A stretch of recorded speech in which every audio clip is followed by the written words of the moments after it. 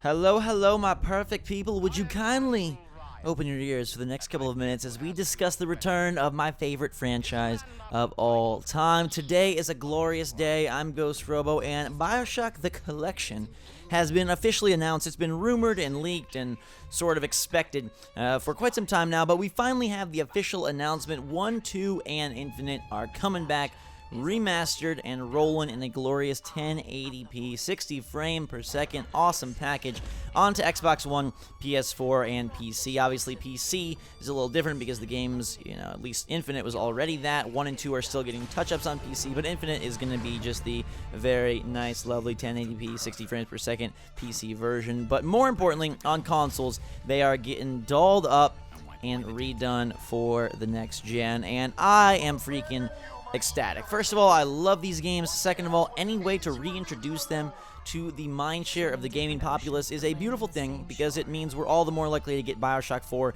at some point in the next decade, which pains me to say because this honestly is, to me, the best trio of games ever created.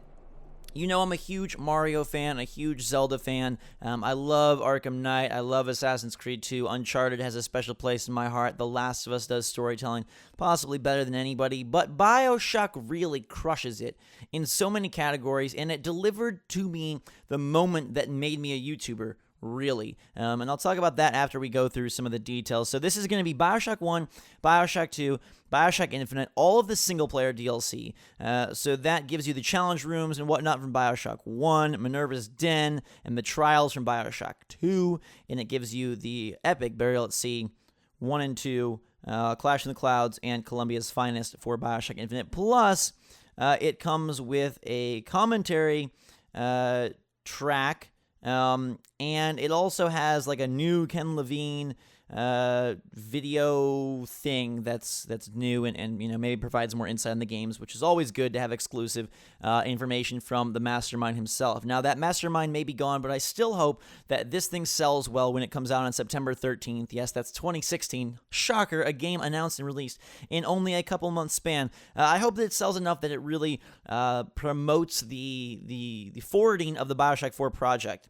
Even though Ken Levine's not there, the Bioshock name and franchise still belongs to 2K, and they have to be in talks or in pre-production or in something for a Bioshock 4. And to me, I don't even care that Ken Levine's not on the project. I just want more in that universe, and I think as long as they stay true to the concepts and the factors that really distinguish Bioshock, it will be a great eventual sequel. But back to my little Bioshock story. First of all, this game is cool because they announced it. It didn't take up a major slot at E3. It's not someone's exclusive for the fall. It's just announced June 30th, releasing September 13th. You have less than 3 months to hear about it, pre-order it, and get it, or don't pre-order it, just buy it because pre-orders are kind of a scam. But I really, really feel that these games need to be experienced by anyone that wants to call themselves a serious gamer.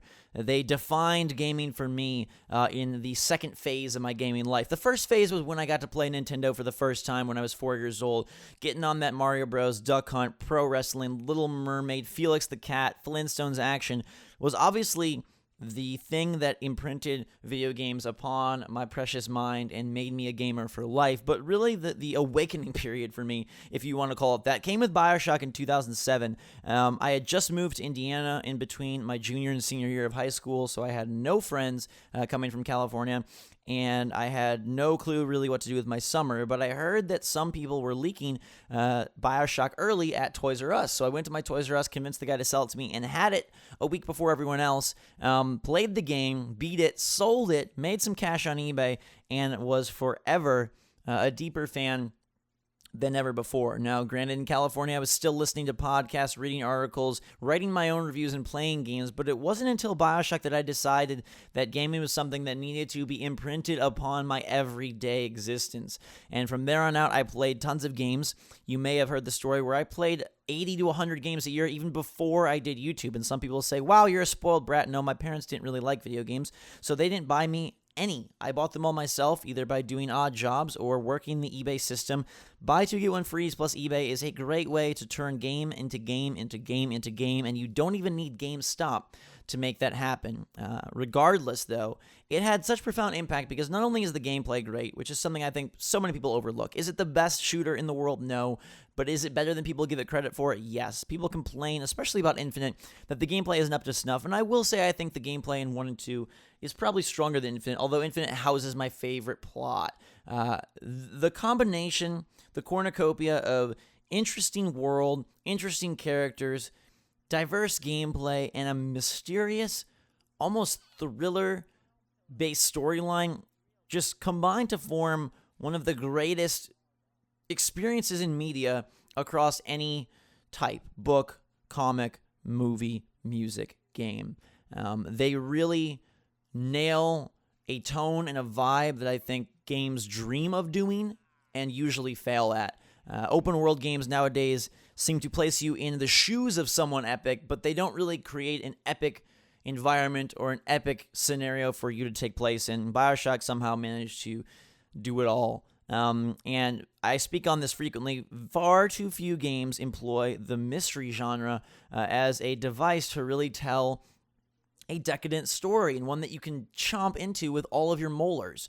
Alan Wake, in some ways The Last of Us, but even not really to that much of an extent. Games like The Last of Us and Uncharted tell great stories, but it's not really mystery-based. I'd say it's more like Indiana Jones, like, whoa, action, surprise, there's a little bit of a mystery. But I'm talking like straight-up thriller mystery, where something crazy is going on and you don't know what. Like games that sort of give off the Shutter Island Inception vibe in video game form. And so we're talking about things like BioShock and Alan Wake, and very few games really capture my heart and my brain in that way. It takes a special storyline to get me talking after the credits roll, and that's what BioShock Infinite in particular did for me. I felt like BioShock 1 was a little bit more straightforward, but I love the complexity of Infinite and how me and my brother would discuss it late into the night for days after. And there was so much to process and so much to think about and so much to really hypothesize on.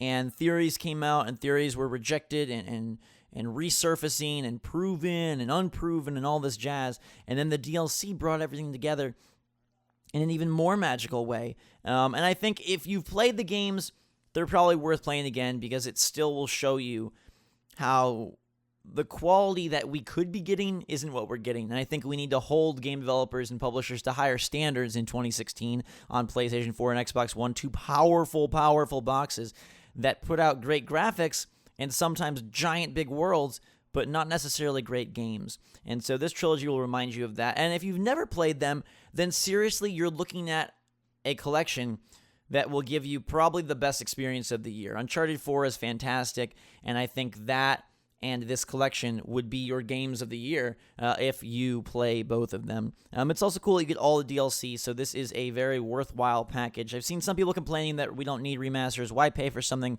that was just done last gen? But they are touched up nicely. You can see in the comparison shots and video that it does look a lot better. They are remastered, not just repurposed. And you are going to get all the DLC, so Burial at Sea, which is an incredibly chunky piece of content. And, again, this usually leads to a sequel put into action. And they're probably already working on it, but I think that this is either the marker that, yes, that's happening, or the test to see if it should happen. And so I want to support it either way. You don't have to. If you own them on PC, they're doing a cool thing, like I mentioned, where it's free upgrades. Infinite is not getting remastered on PC because that game was already 1080p, 60 frames per second, and there really isn't a point. But 1 and 2 and Minerva's Den are getting redone, and if you have them on PC, you'll get a free upgrade. So if you're not a console guy like me or a console girl like my girlfriend, you can purchase them on PC now for cheap during the Steam sale and then get the free upgrades on September 13th. So it is sort of a win-win if you're a PC person. And if you're a console person, I think you also still win. Obviously, you don't have to buy these. And I have spoken out against remasters, so perhaps it seems hypocritical to some of you that I am so jonesing for the BioShock remaster. But a couple of things here. One, I think that this franchise stands head and shoulders above most other franchises that receive remasters. So I guess I'm if you want to call it biased or just picky in that sense. And the other side of the coin is this was not used as a bait and switch for something better. And by that I mean it wasn't placed at the pinnacle of Sony's conference to say, we don't have any exclusive this year, but you can play BioShock Remastered. Or it wasn't used as 2K's tentpole release for the fall. They still have Mafia 3 coming out and NBA 2K17 and a lot of other goodies. It was just announced, and it's coming out in a couple of months. It's almost as if it's an afterthought, but boy, is it a brilliant afterthought. And therefore, it, to me, softens the blow of a remaster future. One, because we just had E3 and we got a whole bunch of new games with very few remasters.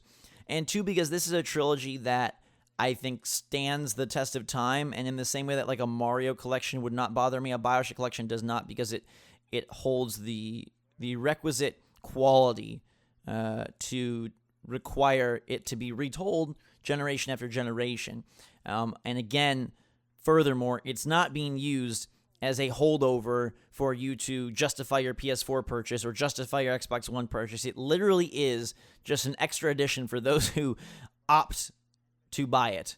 And again, remember, whenever you feel frustrated or angry about a game, you don't have to buy it. If you do, though, I promise you an amazing, brilliant time. BioShock, the collection, the BioShock collection, however you want to word it, it's coming September 13th, and I can't wait. And I hope, upon hope, we get a BioShock 4. I was really holding out that 2K would drop some bombs at E3 this year, considering that Mafia 3 was their tentpole and Rockstar didn't seem ready to reveal anything. Maybe BioShock could have squeezed its way in, but alas, we'll save that for next E3. I'm looking at you, BioShock. I want you to take things either underground to a weird mole man future past, or I want you to take things sky high to outer space, where I think you could do a space station super well. I want those spaceman Circus of Values vending machines. Throw an astronaut helmet on the Circus of Values clowns and give me the SCOV, Space Circus of Values. I want it. I need it.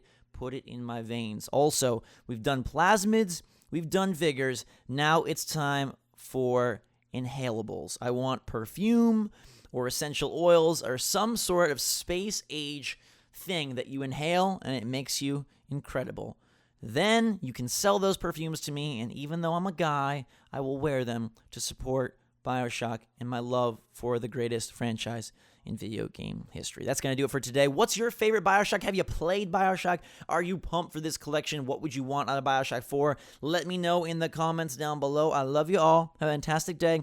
And hit that like button if you'd like to see me play this collection on my channel. Maybe we'll go through all of them. Maybe we'll just do Infinite and Burial at Sea.